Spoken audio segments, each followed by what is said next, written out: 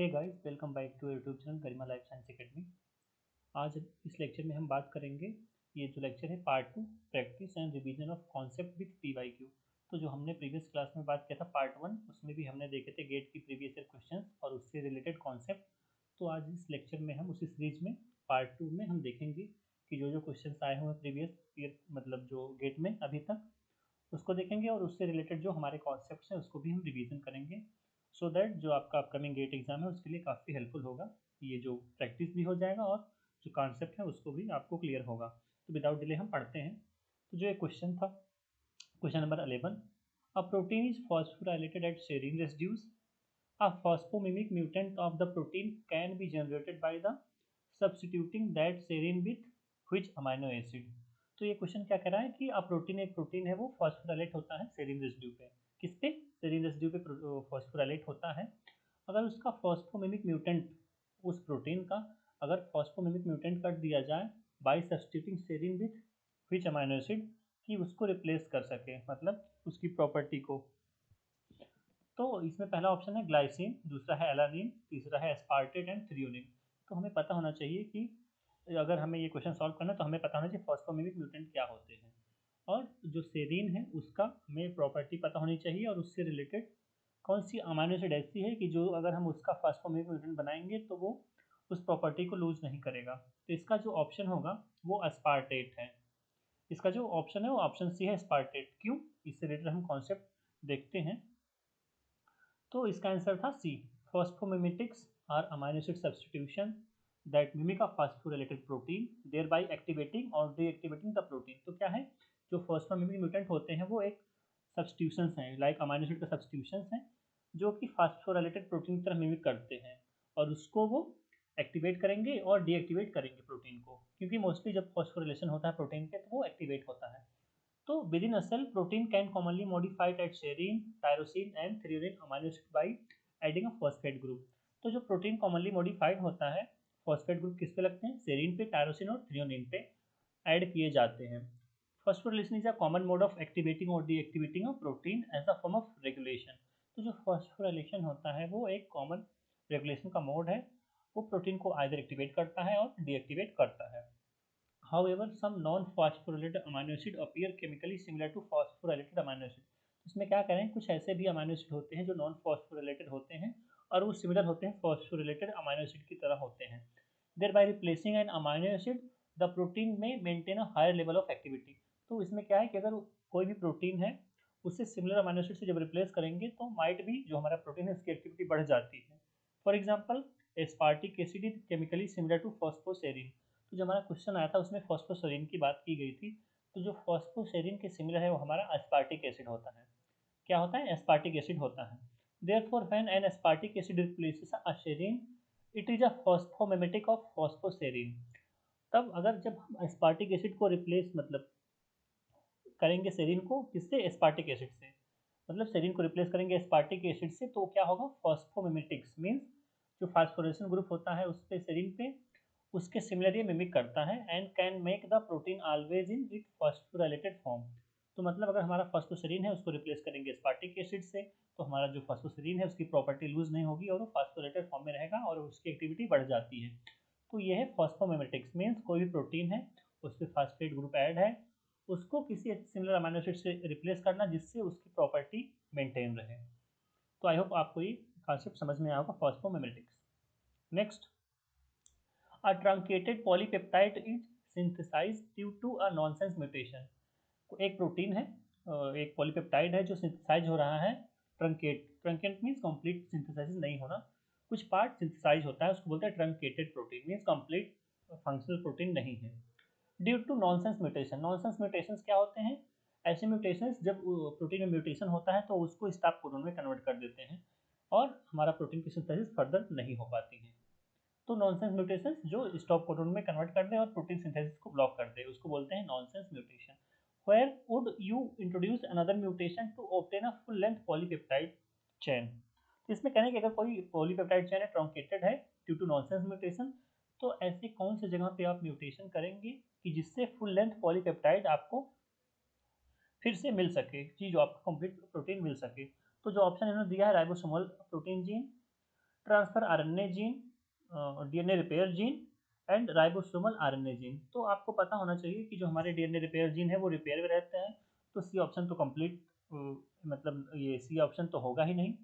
फिर ribosomal RNA gene, तो जो राइबोसोमल की आरएनए जीन होती हैं जो राइबोसोम्स को बनाती हैं, उसका इसमें बात कर रहा है, तो वो भी नहीं होगा।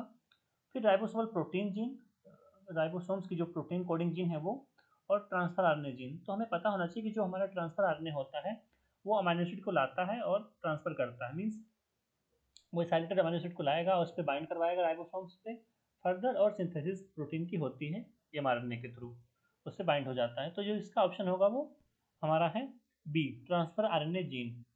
इसका जो आंसर होगा ट्रांसफर आरएनए जीन, क्योंकि जो ट्रांसफर आरएनए होता है वही रिस्पॉन्सिबल होता है अमीनो एसिड को लाना और उस पर राइबोसोम से बाइंड कराएगा, बाइंड करने के बाद राइबोसोम से एमआरएनए से बाइंड करेंगे और फर्दर प्रोटीन की सिंथेसिस करते हैं। तो इसका जो ऑप्शन है वो बी। तो थोड़ा देख लेते हैं ट्रांसफर आरएनए जीन क्या होती हैं।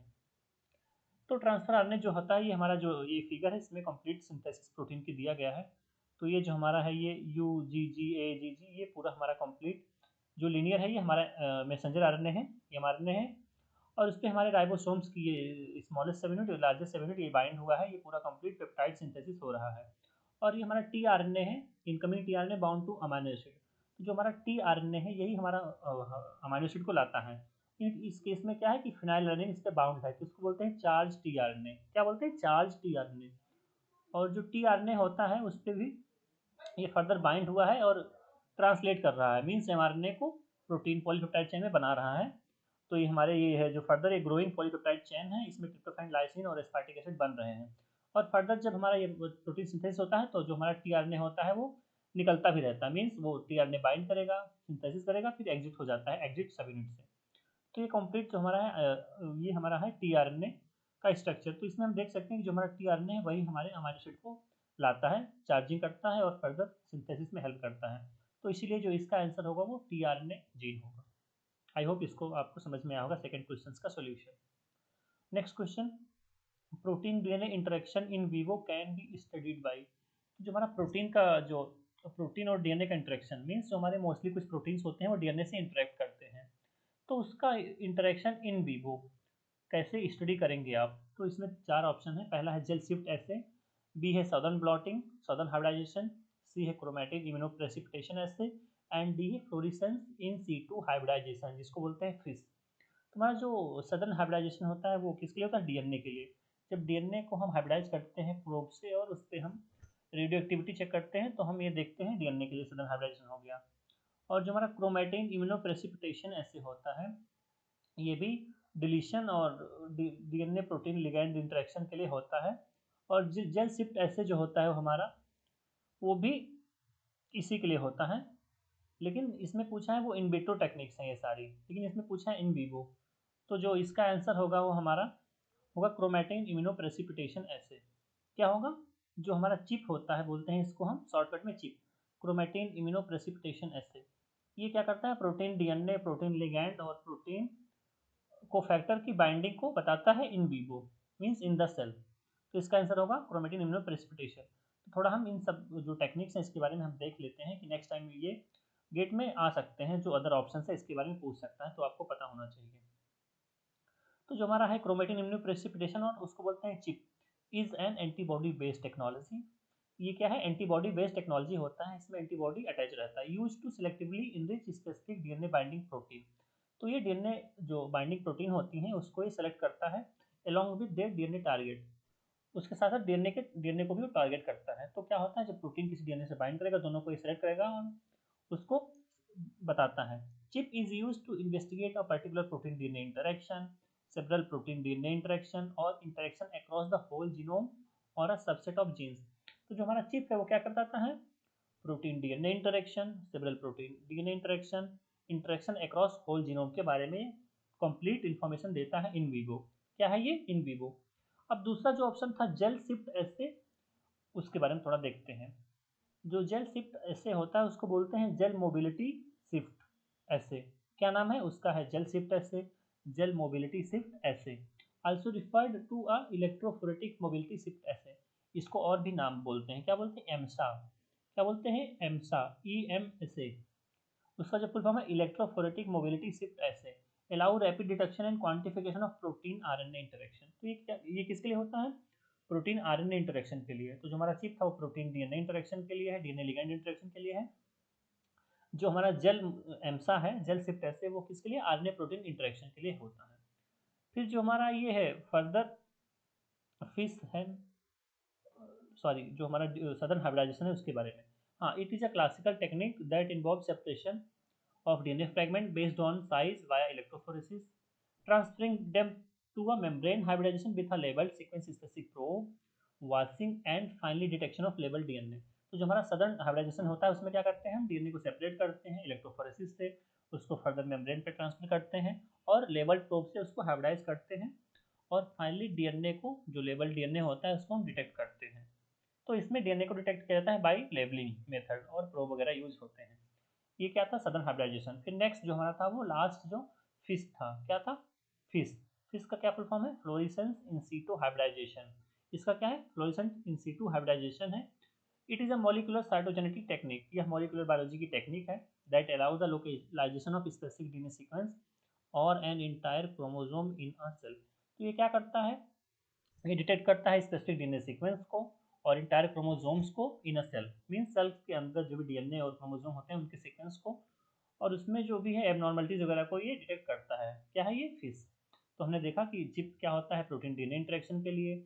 जो जेल शिफ्ट ऐसे होता है वो प्रोटीन आरएनए इंटरेक्शन के लिए होता है। और जो सदर्न हाइब्रिडाइजेशन होता है वो लेबल डीएनए को डिटेक्ट करते हैं।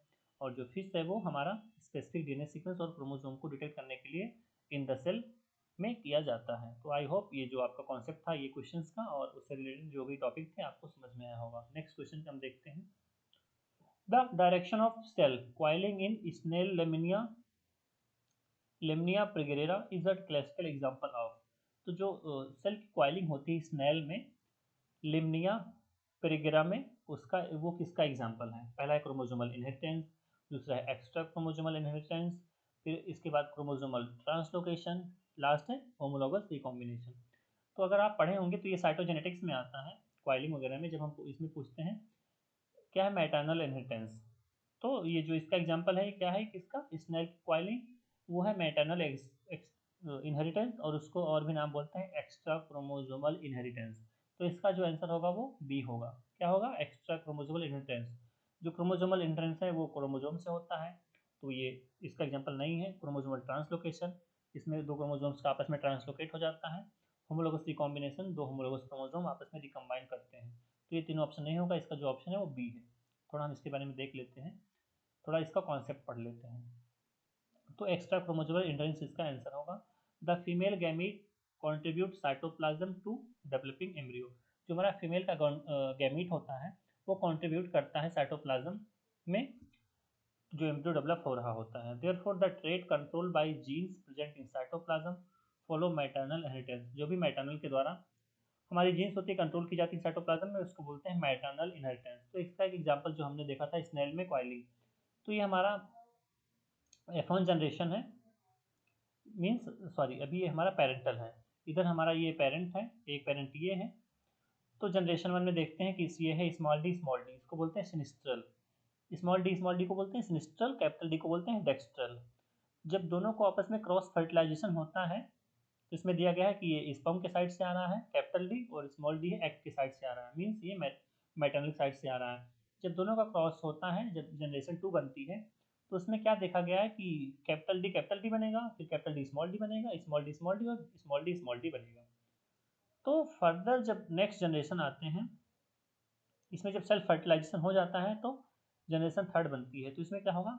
All dextral self fertilization. क्या हुआ? ऑल डेक्स्ट्रल सेल्फ फर्टिलाइजेशन जब किया गया तो लास्ट में देखा गया कि जिसमें कैपिटल डी था वो सारे डेक्स्ट्रल बने और जो स्मॉल डी सिनिस्ट्रल बने। क्या बने? स्मॉल डी सिनिस्ट्रल बने।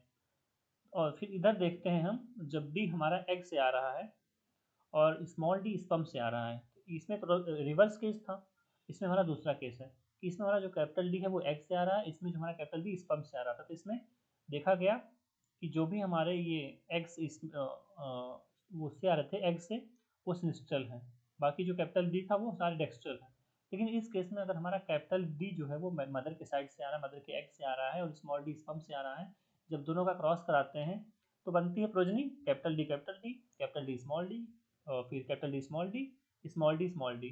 तो ये देखा गया कि और डेक्स्ट्रल फर्टिलाइजेशन किया गया तो जो कैपिटल डी वाले थे वो सारे डेक्स्ट्रल निकले, मीन्स जो भी जितने भी हमारे कंट्रोल थे एग से वो सारी प्रोजनी बनी डेक्स्ट्रल। मीन्स आइदर अगर ये हेट्रोजाइगस कंडीशन में भी है तब भी जो हमारा मदर है वो डोमिनेंट है, मीन्स कैपिटल डी डोमिनेंट है over small D.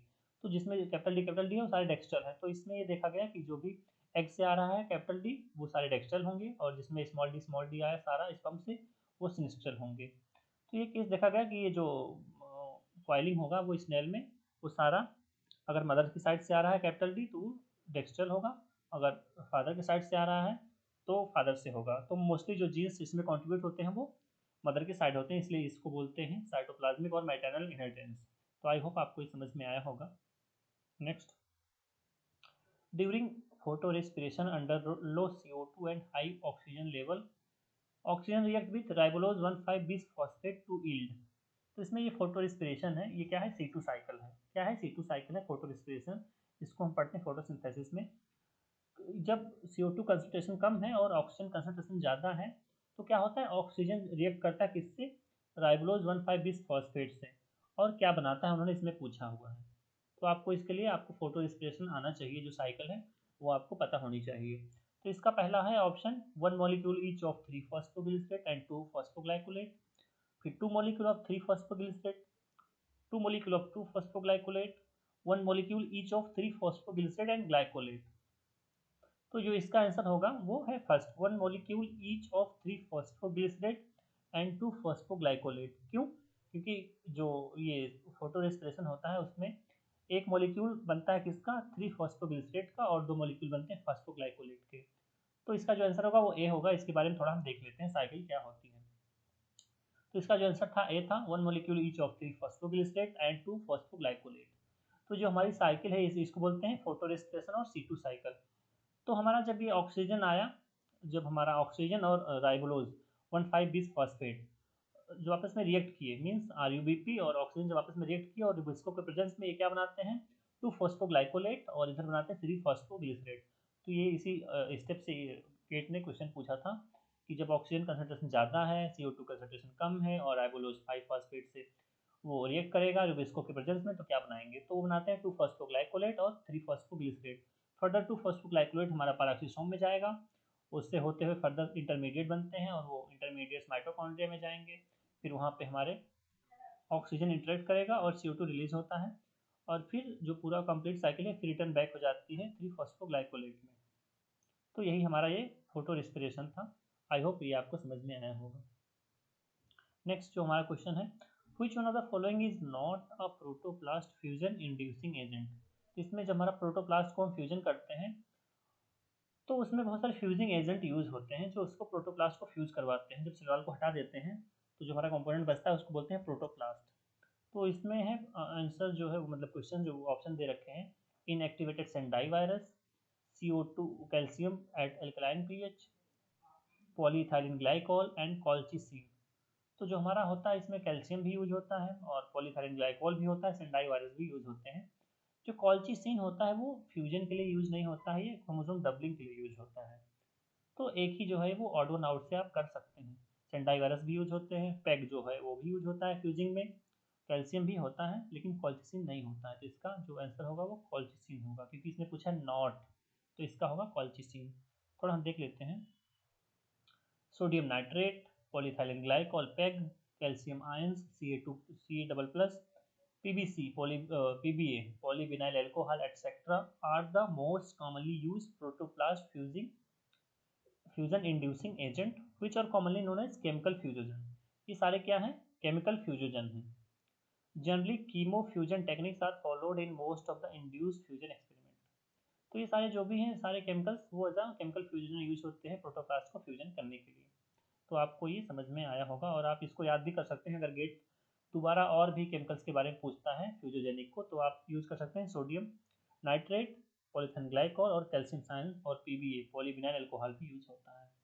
Next question, the activity of an enzyme is expressed in international unit.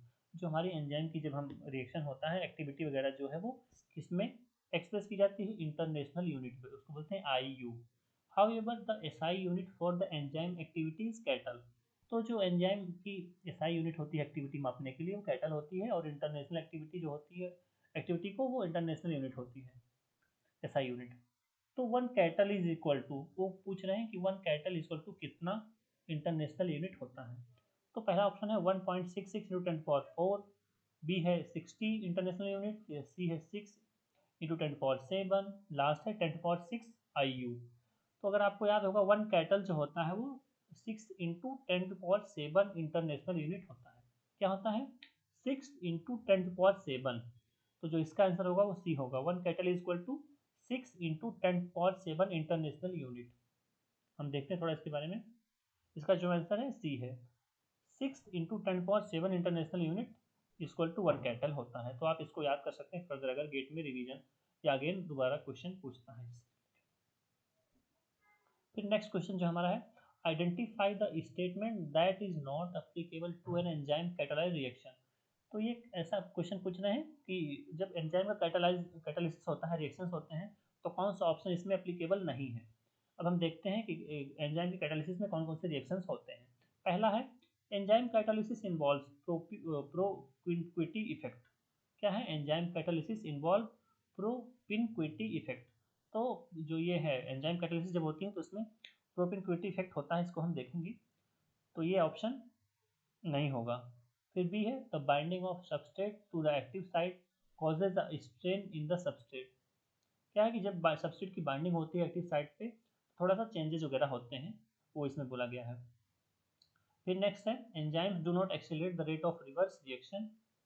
और लास्ट है, enzyme catalysis involve acid base chemistry. तो जब एंजाइम की कैटालिसिस होती है तो उसमें प्रोटोनेशन डिप्रोटोनेशन होता है और एसिड बेस रिएक्शन होता है। तो ये भी ऑप्शन नहीं होगा।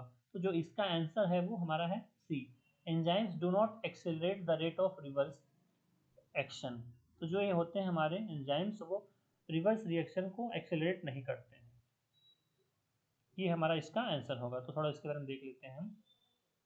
Enzymes do not accelerate the rate of reaction, reverse reaction, इसका आंसर होगा प्रॉक्सिमिटी इफेक्ट। जो वो हमारा इस ऑप्शन में था, वो प्रोपिक्विटी इफेक्ट नहीं होगा, उसको बोलते हैं प्रॉक्सिमिटी इफेक्ट। ये थोड़ा सा रॉन्ग है ऑप्शन।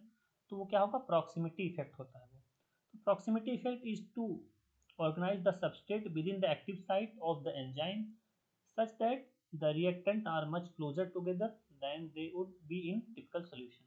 तो क्या है प्रॉक्सिमिटी इफेक्ट? क्या होता है कि जब सबस्ट्रेट को ऑर्गेनाइज किया जाए एंजाइम के एक्टिव साइट पे, सो दैट वो क्लोजर आ जाए और रिएक्शन अच्छे से हो सके, एज कम्पेयर टू जो सोल्यूशन में थोड़ा दूर रहते हैं।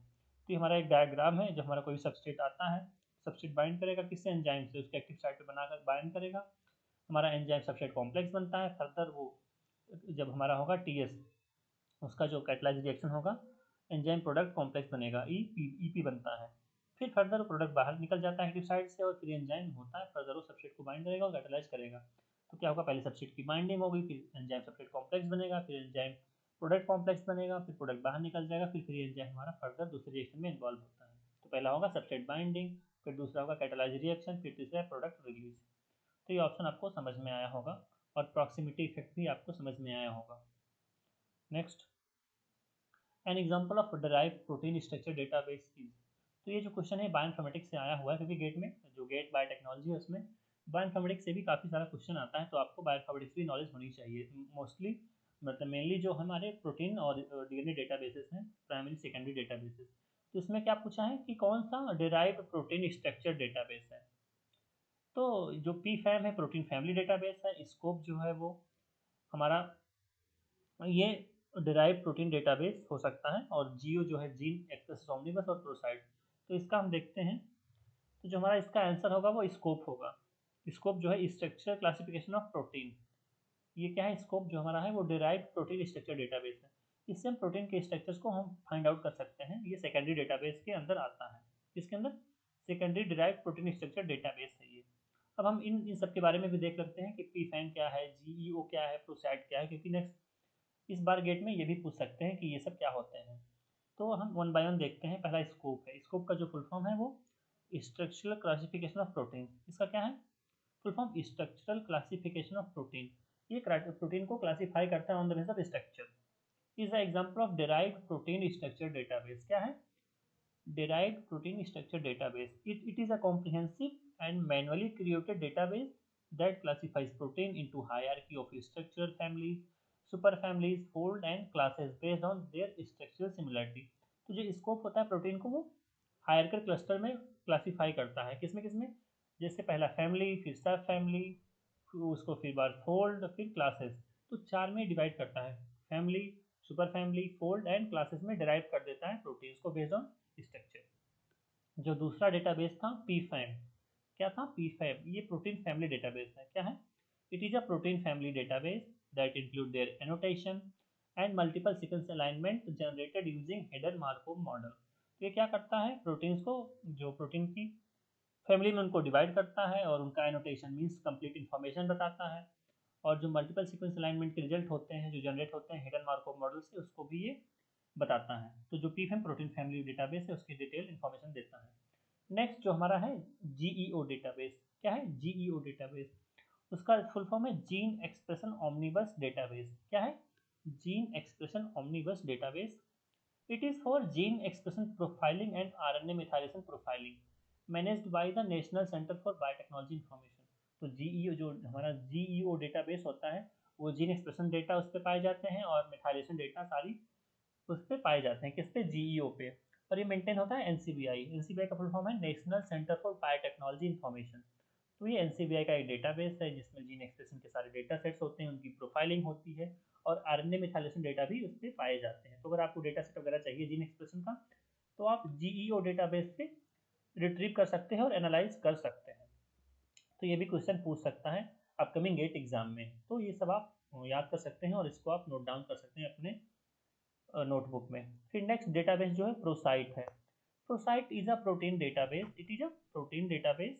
It consist of entries describing the protein families, domain and functional sites as well as amino acid pattern and profiles in them। तो इसको बोलते हैं पैटर्न और प्रोफाइल डेटाबेस। इसको तो जो प्रोसाइट है वो पैटर्न भी बताता है प्रोटीन्स में, फैमिली को डिस्क्राइब करता है, डोमेन्स और फंक्शनल साइट को भी ये बताता है। तो अगर आपको कोई प्रोटीन है उसमें आप ये सब जानना चाहते हैं तो आप अप्लाई कर सकते हैं, प्रोसाइट डेटाबेस को यूज़ कर सकते हैं।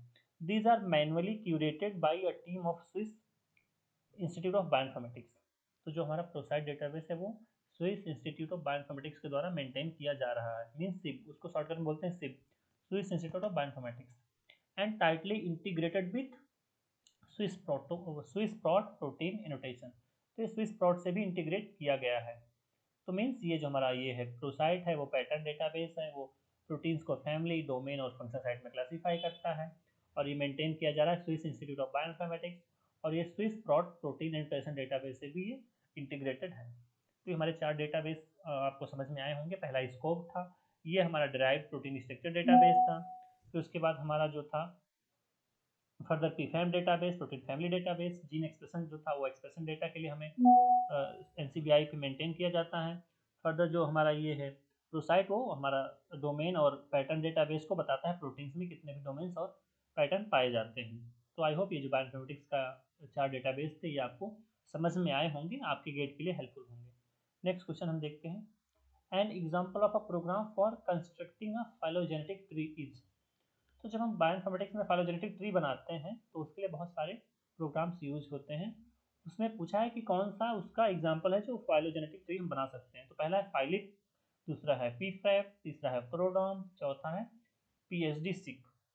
तो इसका जो एग्जाम्पल होगा हमारा, इसका जो आंसर है वो फाइलिट है। फाइलिट क्या होता है? ये हमारा फाइलोजेनेटिक ट्री कंस्ट्रक्शन के लिए हम प्रोग्राम को यूज़ कर सकते हैं। ये जो फर्दर फ्रैप, प्रोडॉम और पीएचडी सिक है इसके बारे में हम देखते हैं कि ये किस लिए यूज होते हैं। तो जो इसका आंसर है ये फाइलिफ है, ए। इसका ऑप्शन ए सही होगा। तो जो फाइलिफ है उसको बोलते हैं फाइलोजेनी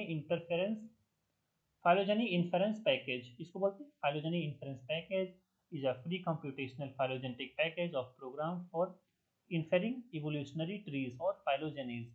तो जो हमारा ये फ्री कंप्यूटेशनल फाइलोजेनेटिक टूल है जिसको हम यूज़ कर सकते हैं फाइलोजेनी बनाने के लिए, फाइलोजेनेटिक ट्री बनाने के लिए। दूसरा जो था वो फ्रैप। क्या था? फ्रैप डेटाबेस जो था वो एक असेंबली प्रोग्राम है जो क्या करता है? रैपिड कंपैरिजन करता है, अलाइनमेंट करेगा और assembly of large set of DNA sequences. तो क्या करता है? जो फ्रैप डेटाबेस है वो अलाइनमेंट करेगा, कंपेयर करेगा, असेंबली करेगा large set of DNA sequences को। तो डीएनए सीक्वेंस को ये अलाइन करता है, असेंबली करता है, कंपेयर करता है। फिर जो हमारा नेक्स्ट डेटाबेस था वो प्रोडॉम था। ProDom ProDom is a comprehensive database of protein domain families. तो जैसा कि नाम में सजेस्ट है, प्रोटीन डोमेन फैमिली के बारे में बताता है। कब? Global comparison of all available protein sequences.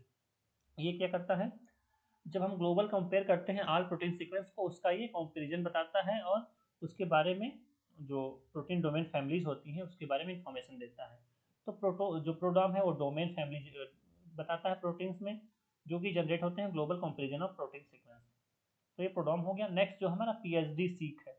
कौन सा डेटाबेस है? PhD seek. It is focus on predicting hydrogen bond. तो जो हमारा पीएचडी सीक है वो क्या करता है? जो हाइड्रोजन बॉन्ड को प्रिडिक्ट करता है कि जो प्रोटीन्स में आपस में इंटरचेन में होते हैं, हाइड्रोजन बॉन्ड उसको प्रिडिक्ट करता है। तो अगर आपको हाइड्रोजन बॉन्ड प्रिडिक्ट करता है तो आप पीएचडी सीक यूज कर सकते हैं। The use of evolutionary information held by a multiple sequence alignment increase the predictive accuracy. जो इवोल्यूशनरी इन्फॉर्मेशन होती है जो हम मल्टीपल सीक्वेंस अलाइनमेंट करते हैं, तो ये प्रिडिक्शन एक्यूरेसी होता है पीएचडी सीक का, वो बढ़ा देते हैं। तो जो पीएचडी सीक है वो हाइड्रोजन बॉन्ड को प्रिडिक्ट करने के लिए, प्रोडॉम है डोमेन को प्रिडिक्ट करने के लिए, फैमिलीज को, और जो फ्रैप है वो अलाइनमेंट और असेंबली करता है डीएनए सीक्वेंसेस का। फाइलोजेनी जो हमारा फाइलिप है वो फाइलोजेनेटिक ट्री बनाने के लिए यूज होता है। तो ये हम 4 डेटाबेस और 4 टूल्स और हमने देखा बायोइन्फॉर्मेटिक्स में, जो कि आपके अपकमिंग एग्जाम के लिए इंपॉर्टेंट होंगे। आप इसको याद कर सकते हैं और आप अपने इंपॉर्टेंट नोट में इसको नोट डाउन कर सकते हैं। तो आई होप जो ये आज का लेक्चर रहा हमारा, ये जो रिवीजन और प्रैक्टिस सीरीज था गेट के लिए, वो आपके लिए हेल्पफुल रहा होगा और आपको जो भी कॉन्सेप्ट थे वो आपको क्लियर हुए होंगे। तो ऐसे ही बहुत और लेक्चर्स पाने के लिए आप हमारे जो YouTube channel Garima life science को सब्सक्राइब कर सकते हैं और अपने दोस्तों के साथ भी शेयर कर सकते हैं। अगर आपको इन्फॉर्मेशन अच्छी लगी तो आप कमेंट सेक्शन में बता सकते हैं, लाइक कर सकते हैं और दोस्तों के साथ सब्सक्राइब कर सकते हैं। Thank you guys.